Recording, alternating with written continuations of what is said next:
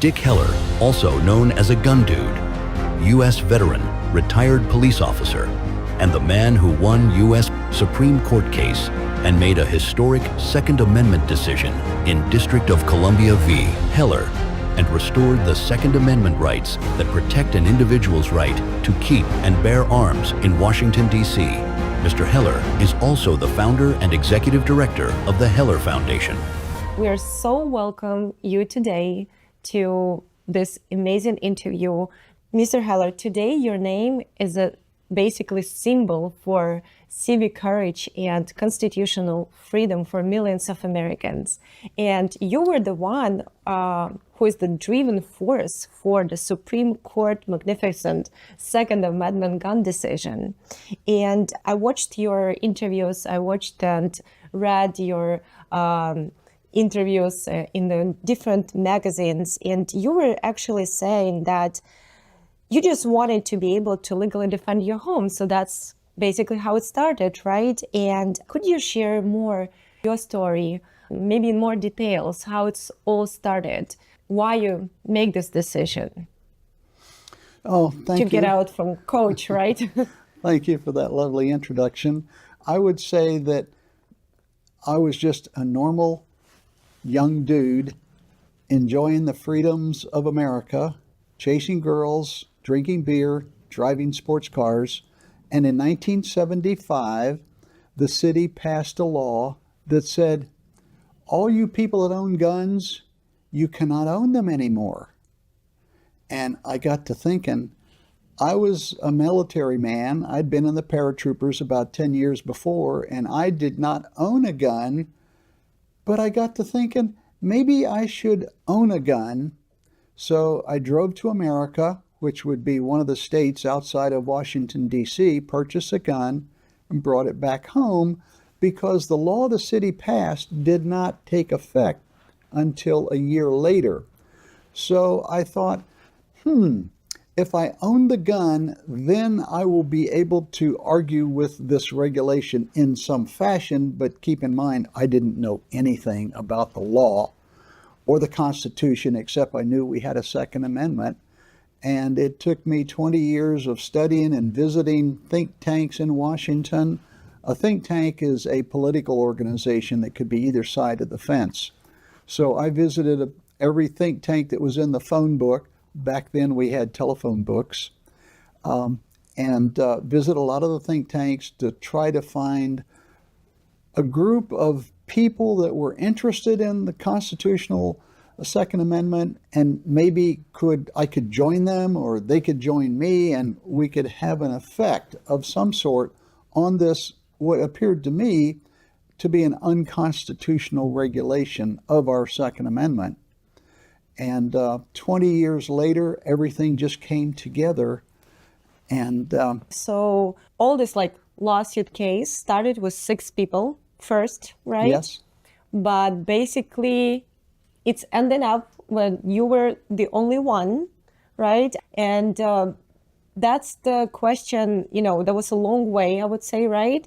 So did you have any, back then time, concerns, or did you worry about anything? That is a very good question, because it started out with 6 people. Basically, it started out with one person, a lady by the name of Miss Parker, who lived in the wrong part of the city, and she was reporting to the city, the police, and the mayor's office that there was just too much drug dealership on her street that was affecting her children. The drug dealers didn't like that when the cops started snooping around, and they threatened to burn her house down. So she told the police, I need a gun. They're trying to burn my house down and kill my children. And they said, no, you can't have a gun. It kind of shows you the insanity of government. All the criminals surrounding her house and threatened to kill her had guns. Of course, they're drug dealers. But the good guys, we couldn't have guns. And there's one idea that says, well, the cops want to go after the citizens, the honorable citizens, with guns because they're less risky than having a shootout trying to take guns away from the criminals. And so that started a movement, and Eventually, 5 more people joined in. And when the smoke cleared on who had the best legal argument to stand before the judges, it turned out that I was the last man standing, which is an expression. I was the last man standing because I had gone down and tried to register a gun, and the judge said, Mr. Heller has exhausted all administrative remedy. Therefore, Heller has standing. The case may move forward now.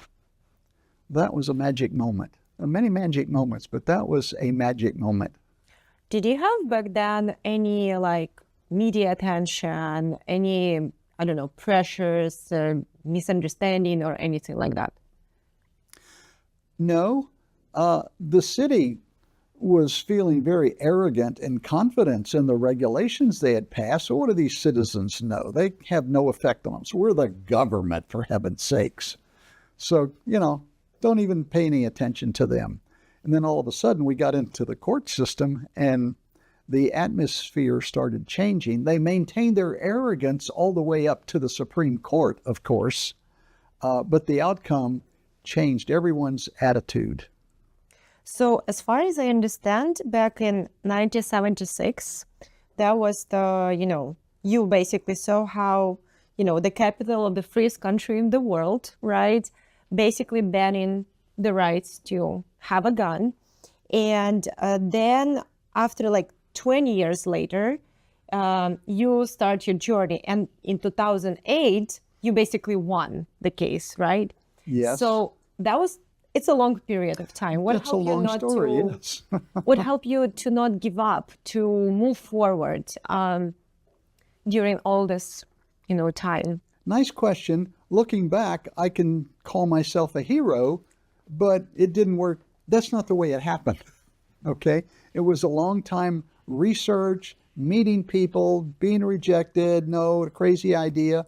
And then I met an individual who added spark to my concerns and my research. This was a man, very brilliant man. I like to say some people are so smart that they must be from another planet. This man was one of them. He was a medical doctor, and he was a military man, went to Vietnam, and when he got out, he remained competitive as a shooter, and he was even on the president's 100 team.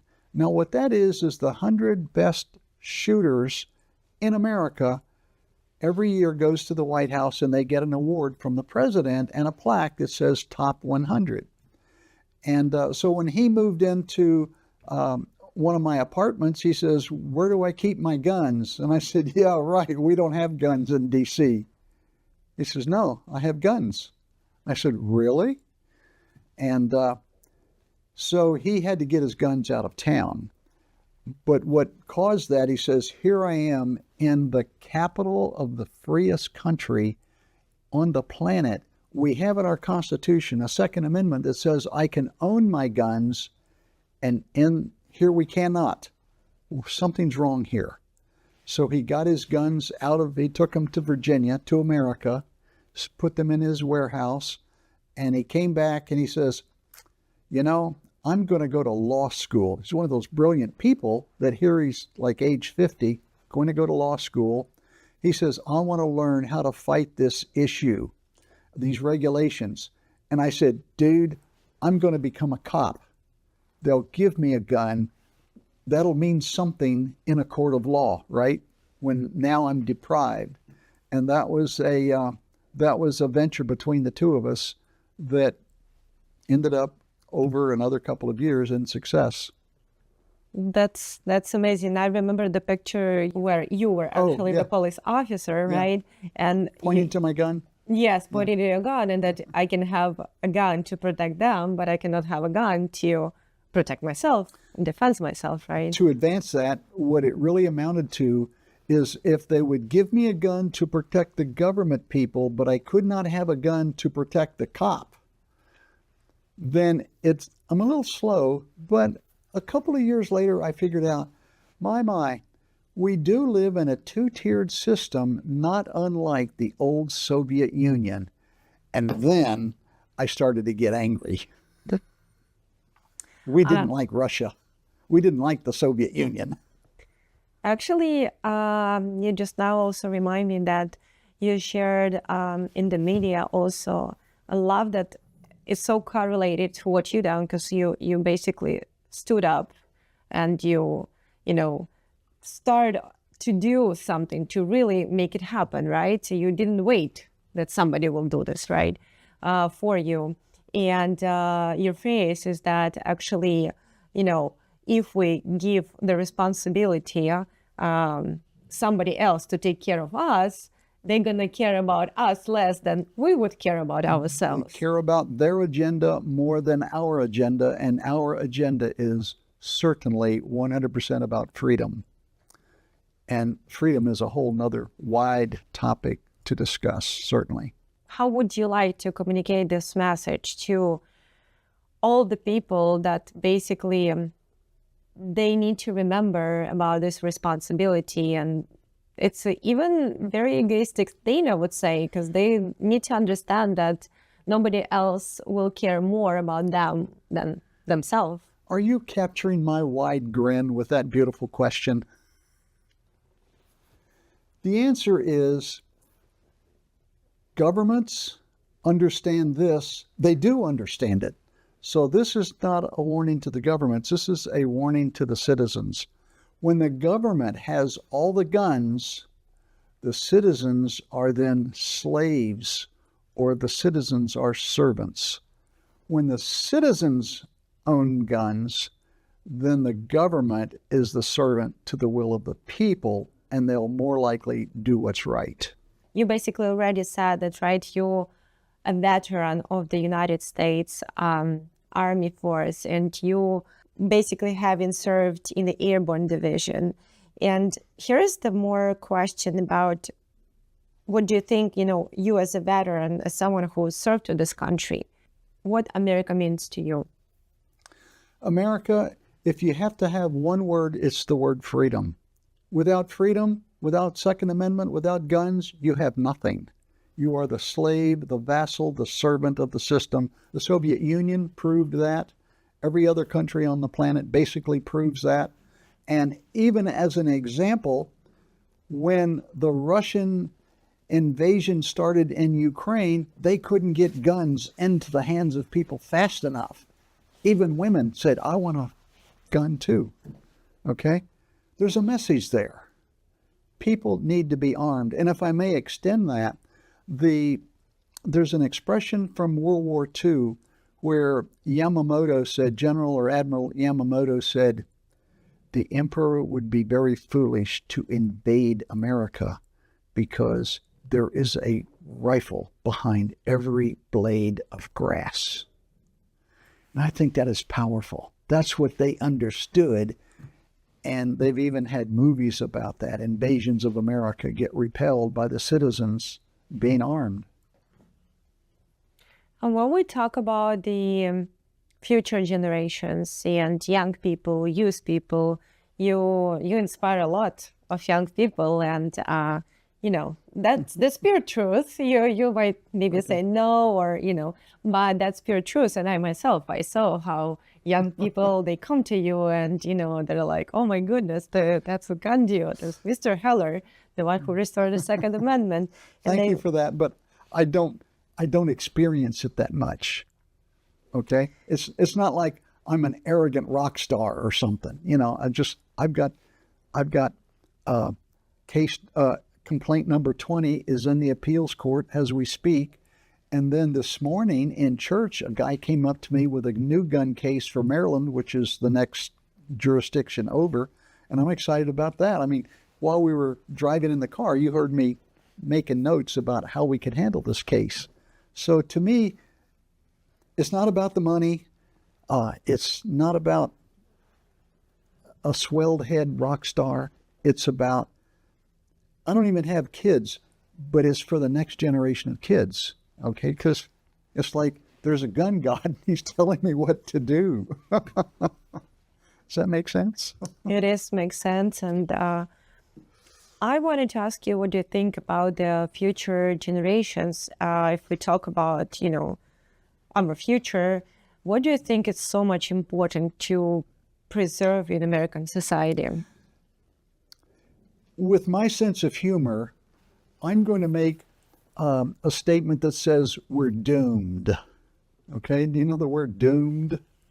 I know. That means bad news, because you go down the streets of the city and these youngsters with college educations working in Congress leave their scooters in the middle of the sidewalk.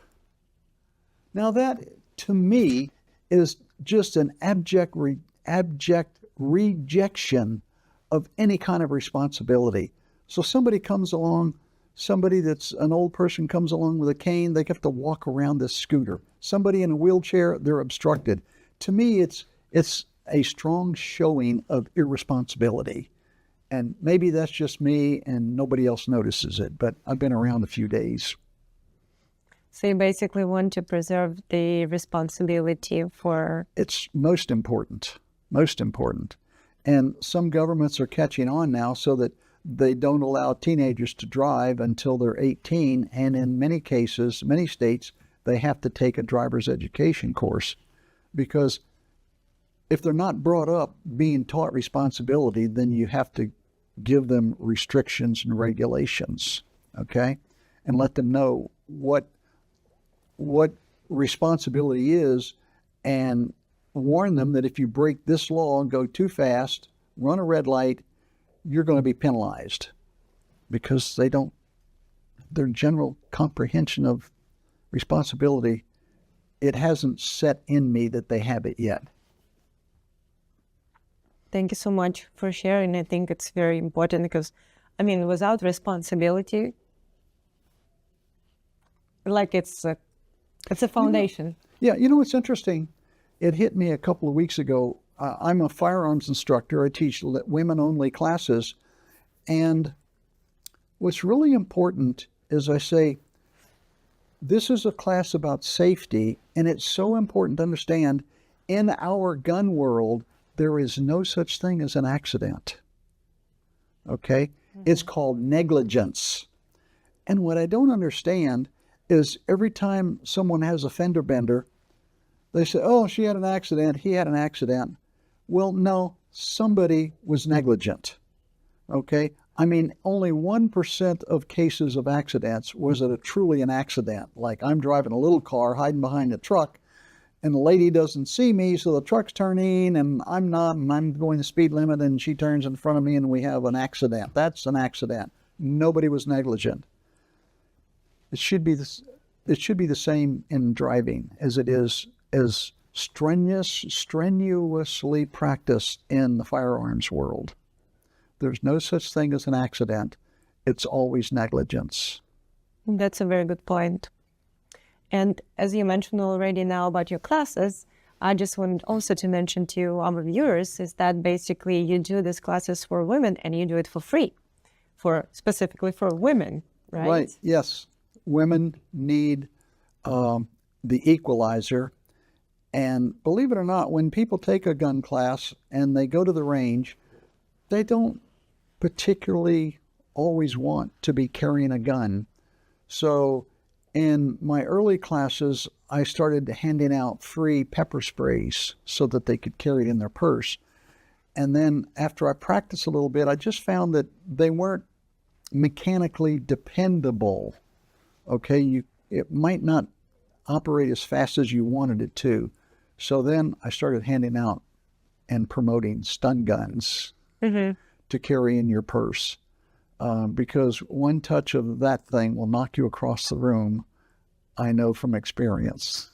Yeah, I know. I remember you told that one time you just mixed up a little bit and I was confused. Yeah. I had a negligence. I didn't have an accident. I had a negligence. Mr. Heller, you basically said that you lived through different eras of propaganda. And it's very interesting from your perspective that you can share, how do you see this different eras of propaganda? How was it changed? Because that was, probably a long time ago, there was just general like posters, right? But now it's evolved to the social media, to internet, and so on and so forth. Did you have any of, let us say, of this eras of propaganda that stood out, or anything very, particular you wanted to share? How did you see this? Why they were like different, I would say. I would say, since you brought the topic to my attention a few months ago, looking back, I can see that there were different periodic changes as science of the mind, of the brain, grew. I remember when I was a young teenager, we didn't have television, we didn't have internet, we didn't have portable telephones, we had a phone with a string on the wall. So our communication with the outside world was the string on the wall telephone and the movies. Everybody went to the movies. And I noticed in there, it did not go unnoticed, let's say, that there would be a 2 or 3 frame flash of popcorn. And a few minutes later, a 2 or 3 frame flash of a soda pop, typically a Coca-Cola. And it did not go unnoticed that the lobby filled up with people buying popcorn and Coca-Cola. And when the general public caught on, they said, no, this is not right. And so that was called subliminal programming in the movies. So regulations were passed that eliminated that. And then television came along, became a big medium, and all of a sudden, the comparable to that was, to me, I recognize it was the repetition of ideas. Today, you might call that orange man bad. They say that over and over and over enough, and people that don't even think about politics or election begin to repeat the mantra. So you've gone from subliminal to repetition to intense repetition that leaves an image in people's brains that they even take to bed with them probably, and affects their political thought process profoundly. And the legacy fake news media is really great at that. Was that a good answer? Yes, it was an amazing answer. And here I would go a little bit deeper because, I also, read and watched your interview where you once said that basically right now every church in America is in danger, and every church should have a security, should have gun, and that's a big issue here. So you mentioned about the Catholic churches, just only Catholic churches, that we have attacks like more than 100 attacks a year. And comparing to France, for example, they have around 500 attacks, right? With 1/5 the population. Exactly. So that's big estimate. It's it's so much. And we understand that, unfortunately, basically, it's increasing over the decades right now, right? And it's churches, synagogues, university campuses.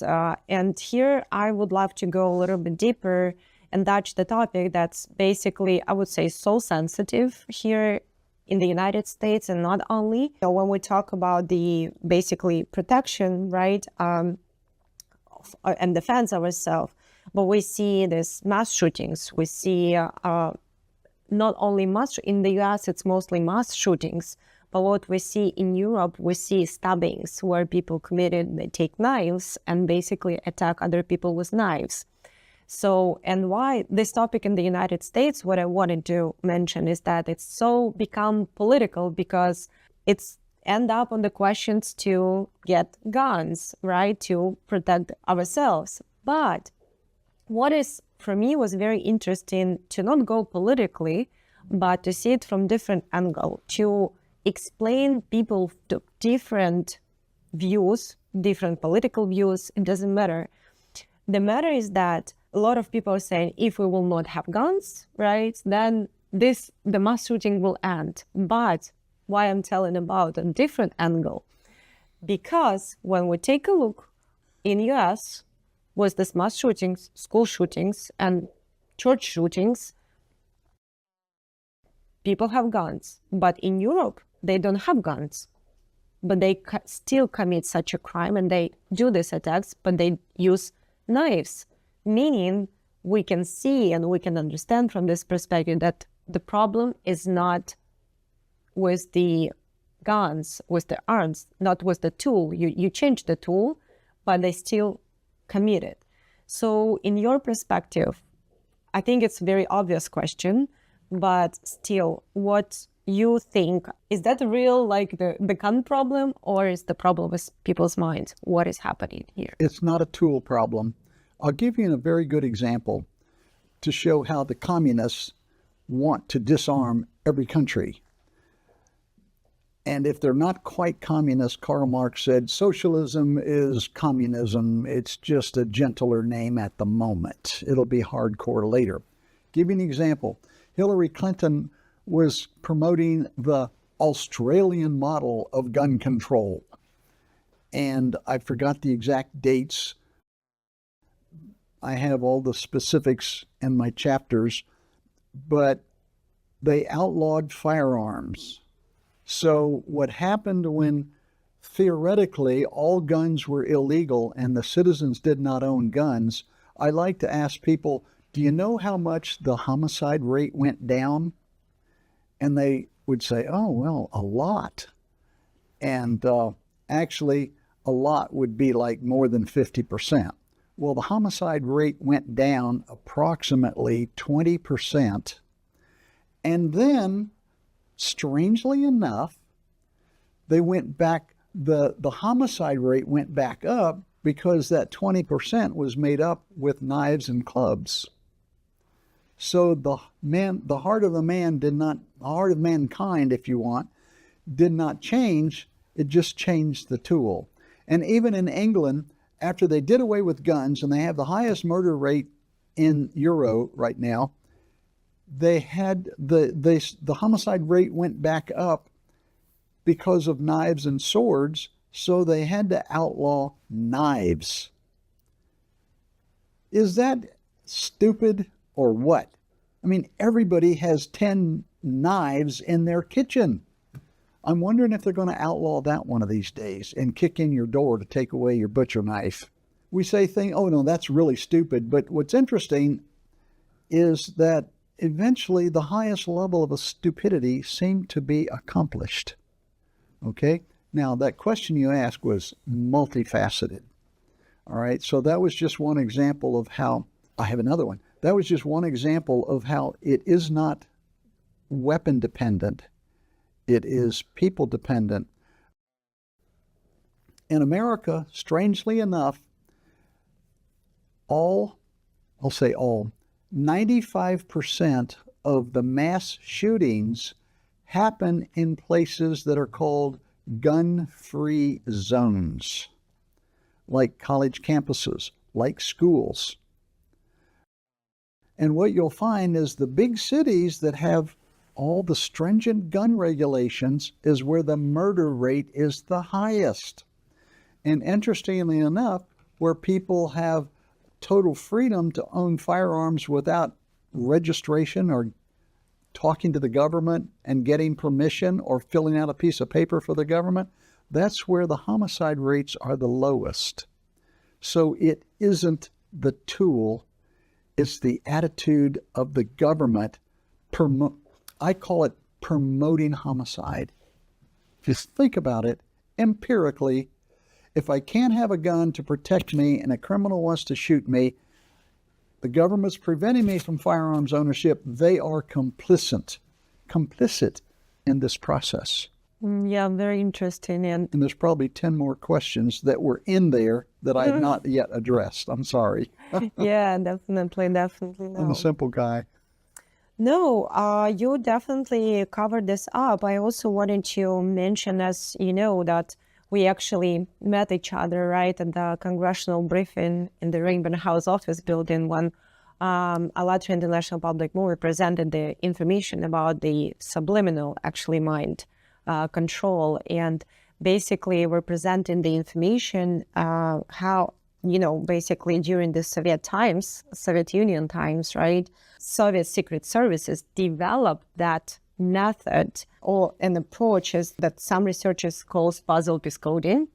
And basically to cover up how it works, that they use it like for years for, using multiple informational waves in the media, in the internet to encode a teenager for these armed attacks or stabbings in Europe, for example, right?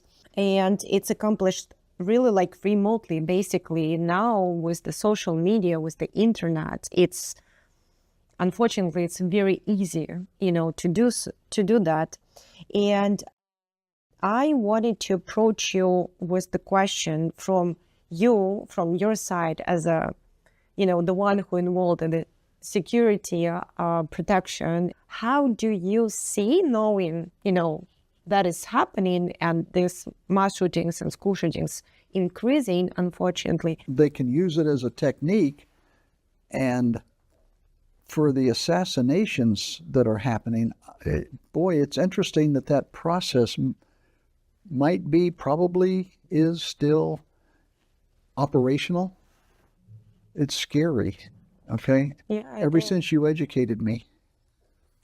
Yeah, it is. And if we talk about the assassination attempts, that's a lot of information. And in the US, in other countries where those assassination attempts happened, and too much similar things in those assassination happens. So sure, they don't use a gun, they use a truck, okay?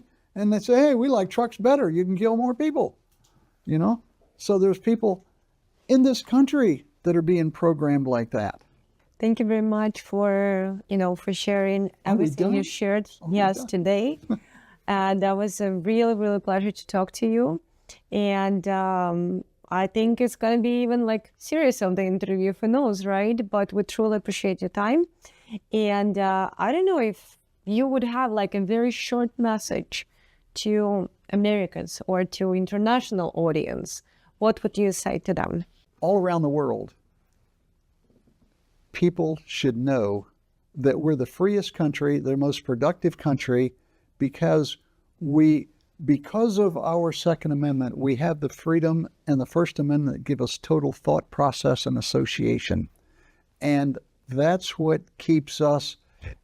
It's about equilibrium now. It could get better, but that's what keeps government at bay, is our Second Amendment and our freedom to defend ourselves. And even Jefferson said, I think you folks, to keep your freedom, you need to have a revolution about every 20 years. Well, our founding fathers were more brilliant even than that, because we've gone 249 years, and we haven't really had a revolution. Thank you so much. I think it's perfect final words. Thank you for inviting me here, and it's my pleasure to share my ideas with the rest of the world that does not have the freedom that we enjoy in America. Thank you very much for sharing this, and thank you so much for your time.